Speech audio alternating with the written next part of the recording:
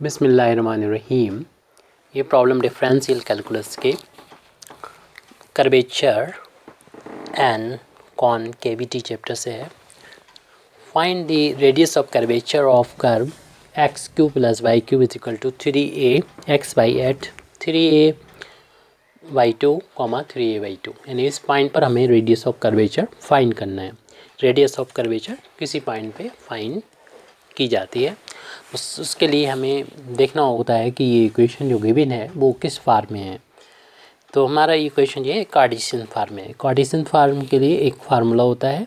इस तरीके से पैरामीट्रिक फार्म या पोलर फार्म के लिए अलग अलग फार्मूले हैं। क्योंकि हमारा कार्टेशियन फॉर्म है तो हमें इस फंक्शन जो कि दे रखा हमको यानी given equation of curve the given equation of curve, तो ये कर्व का जो इक्वेशन दे रखा वो कार्टेशियन फॉर्म है। तो उसके लिए हमें इसके डेरिवेटिव यानी D y over d x की ज़रूरत होती है, फर्स्ट और सेकंड।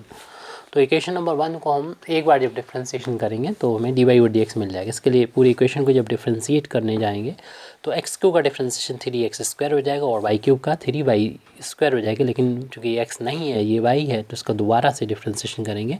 3 इंटू में है कांस्टेंट है, इसको हम ऐसे लिख देंगे और इसको फर्स्ट और सेकंड मान के डिफ्रेंशिएट करेंगे। तो फर्स्ट फंक्शन ऐसा वैसा ही और सेकंड का डिफ्रेंशिएशन प्लस सेकंड फंक्शन ऐसा ही लिख दीजिए और फर्स्ट फंक्शन का डिफ्रेंशिएशन करेंगे। यानी एक्स का एक्स के रिस्पेक्ट में डिफ्रेंशिएशन 1 हो गया। अब d y o d x यहाँ दोनों साइड में है तो उसको एक साइड कलेक्ट करने के लिए 3a का अंदर मल्टीप्लाई कर देंगे तो 3ax into d y over d x हो जाएगा और प्लस 3ay हो जाएगा जब इसका इंटू यहाँ पर होगा। और हम इसको जब लेफ़्ट हैंड साइड में पहुंचा देंगे तो पहले से मौजूद यहाँ पर d y over d x का टर्म है उसके साथ ये यहाँ प्लस माइनस हो जाएगा। यानी 3y² d y over d x और इस टर्म को माइनस करेंगे, माइनस का 3ax into d y over d x और इस टर्म को जब राइट हैंड साइड में पहुंचाएंगे तो माइनस का 3x² आ जाएगा। इन दोनों टर्म्स में से d y over d x को कॉमन ले लेंगे तो आ जाएगा 3y² माइनस का 3ax हो जाएगा। जब हमने यहाँ पर d y over d x को कॉमन लिया है तो बचेगा 3ay माइनस का 3x²। तो इसकी वैल्यू निकालेंगे, अपान में पहुँचा देंगे ये तो D y over d x की वैल्यू हम निकाल लेंगे। यानी 3ay माइनस का 3x² अपान 3y² माइनस का 3ax। तो ये वैल्यू हमने यहाँ पर फाइंड की है।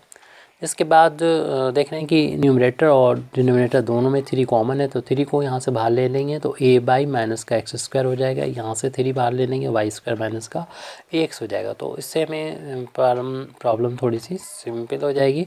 तो 3 से 3 हमने ये कैंसिल करके d y over d x की वैल्यू को फाइंड किया है जो कि ये आ गई है। D y over d x की value d y over d x की वैल्यू आ गई है सॉल्व करने के बाद ay minus x² upon y² minus ax। अब हम सेकंड डेरिवेटिव की भी ज़रूरत पड़ती है और इसलिए हम सेकंड डेरिवेटिव की वैल्यू को फाइंड कर लेते हैं। यानी d2y ओवर dx² की वैल्यू को निकाल लें। तो इसके लिए जो फर्स्ट डेरिवेटिव हमने फाइंड किया है उसका दोबारा से डिफ्रेंशिएशन करना होता है x के रिस्पेक्ट में।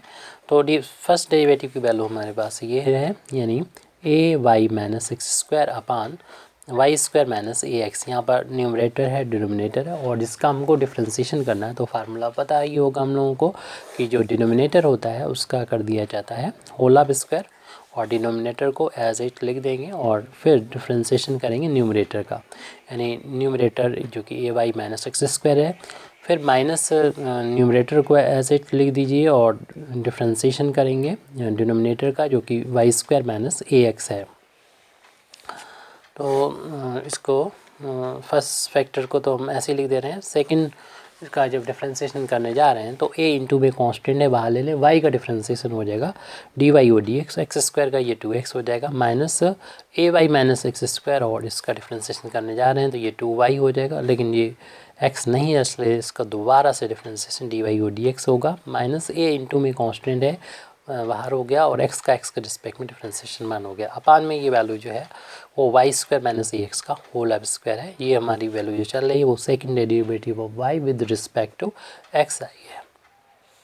अब हमें जिस पॉइंट पर ये फाइंड करना है रेडियस कर्वेचर वहाँ पर हम वैल्यू निकाल के रख लेते हैं, dy/dx की वैल्यू कितनी आएगी। तो वो पॉइंट था 3a/2, 3a/2, क्योंकि इस पॉइंट पर हमें dy/dx की ज़रूरत पड़ेगी। तो उस फार्मूले में रखेंगे तो बहुत बड़ा सा हो जाएगा, तो इसलिए इनकी वैल्यू जो है पहले से निकाल के हम लोग रख ले रहे हैं। dy/dx की वैल्यू थी ay minus x square upon y square minus a x, और जहाँ पर भी हमको मिलेगा x तो वहाँ पर हमें पुट करना पड़ेगा 3a/2, और यहाँ पर भी y मिलेगा वहाँ पर भी 3a/2, यानी ये x की वैल्यू ये y की वैल्यू पुट कर दें यहाँ पर और सॉल्व करें, देखें कितना वैल्यू आती है। तो a इंटू वाई की वैल्यू है 3a/2 माइनस एक्स की वैल्यू भी 3a/2 उसका होल अब स्क्वायर अपान में ये y की वैल्यू है 3a/2 का होल अब square minus a into y x की वैल्यू 3a/2। देखें दोनों वैल्यू सेम है, बस फ़र्क है माइनस प्लस का। तो ऐसा करते हैं कि यहाँ से माइनस साइन को कॉमन ले लेते हैं ताकि डिनोमिनेटर और न्यूमरेटर एक जैसा हो जाए, ज़्यादा कैलकुलेशन नहीं करना होगा। माइनस कॉमन लेंगे तो ये प्लस हो जाएगा, इसको हम पहले लिख दे रहे हैं 3a/2 का होल अब स्क्वायर को, और ये टर्म माइनस हो जाएगा तो इसे बाद में लिख दें a इंटू 3a/2, तो कोई कैलकुलेशन नहीं करना पड़ेगा। तो डिनोमिनेटर में भी हम देख रहे हैं यही वाला फैक्टर जो है नीचे भी है 3a/2 का होल अब square minus a into 3a/2, तो दोनों ब्रैकेट एक जैसे हो गए तो 1 टाइम्स ये कैंसिल हो जाएंगे। तो इस तरीके से ये वैल्यू जो होगी -1 के बराबर आ गई, जो फर्स्ट डेरिवेटिव की वैल्यू आई है इस पॉइंट पर इन 3a/2 कामा 3a/2 पर। अब हमें सेकंड डेरिवेटिव की वैल्यू को फाइंड करना है इसी पॉइंट पर। तो सेकंड डेरिवेटिव हमारा ये निकला हुआ है, इसकी वैल्यू हमको फाइंड करना होगी। इस पॉइंट पर निकालेंगे तो dy/dx जहाँ पर मिलेगा वहाँ पर हम -1 रख देंगे, क्योंकि इस पॉइंट पर dy/dx की वैल्यू -1 है, तो उसमें डायरेक्ट वैल्यू रख देंगे, बाकी हमको रखना पड़ेगी। तो इसके लिए हम अगले पेज का यूज़ करना पड़ेगा। तो सेकंड डेरिवेटिव की वैल्यू को हम निकाल लें अगले पेज पर, यानी d2y/dx² की वैल्यू को हम फाइंड कर रहे हैं इस पॉइंट पर, यानी 3a/2 कामा 3a/2 पर इस वैल्यू को फाइंड कर रहे हैं। तो इस वहाँ पर था हमारा, जहाँ पर भी x मिलेगा वहाँ पर हम रख दे रहे हैं, यानी इस वैल्यू में जो आपके पास सेकंड डेरिवेटिव पहले से मौजूद है वहाँ पर y की जगह पर यही रखना है 3a/2, लेकिन वाई स्क्वायर माइनस का ax था और x की वैल्यू है 3a/2। पहला ब्रैकेट ये था, फिर इसके बाद दूसरा ब्रैकेट में था a इंटू dy/dx। तो dy/dx की वैल्यू इस पॉइंट पर -1 है, वो पहले ही निकाल चुके हैं। उसके बाद है -2x, तो -2x की जगह पर 3a/2 रखना है, ब्रैकेट क्लोज कर दें। फिर माइनस का साइन है ay है, तो y की जगह पर रखना है 3a/2। फिर माइनस का निशान है x स्क्वायर है और x की वैल्यू है 3a/2 का होल ऑफ स्क्वायर, ये हो गया। उसके बाद अगला ब्रैकेट शुरू है, उसमें फैक्टर है 2y और y की वैल्यू 3a/2 माइनस है दूसरा ब्रैकेट है 2y इंटू, फिर उसके बाद में है dy/dx की वैल्यू जो कि -1 के इक्वल है, और माइनस का फिर है a, तो माइनस का हो गया a लिख दिया हमने यहाँ पर, -a को लिख दिया है। अपान में जो वैल्यू है उस वैल्यू को भी यहाँ पर लिखना होगा। अपान में वैल्यू है वाई स्क्वायर, तो y की जगह पर रखना है 3a/2 उसका होल ऑफ स्क्वायर माइनस है ax, तो a इंटू एक्स यहाँ पर 3a/2, लेकिन इसका करना है हमें होल ऑफ स्क्वायर, तो होल ऑफ स्क्वायर कर दीजिए।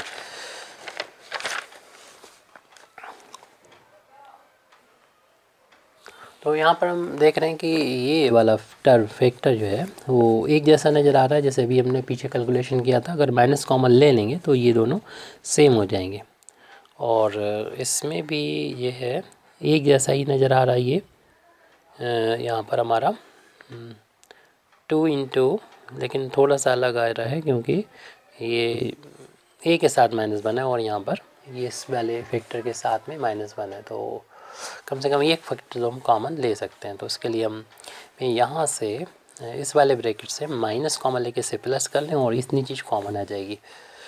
तो 3 अभी हम इसको ऐसे लिख देंगे, यानी 3a/2 का होल अब स्क्वायर माइनस ये से लिख सकते हैं 3a इंटू ए स्क्वायर हो जाएगा अपान में 2, ब्रैकेट ये क्लोज, और इसको हम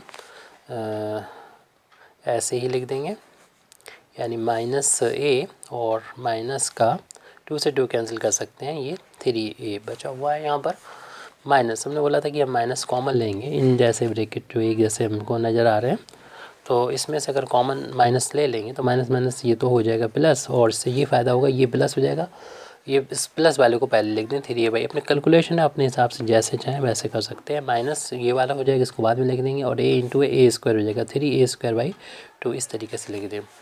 और इसमें हमने कुछ भी नहीं किया है, यानी 2 से 2 कैंसिल हो जाएगा, तो माइनस का 3a और माइनस का a पहले से यहाँ पर है उसको लिख दिया।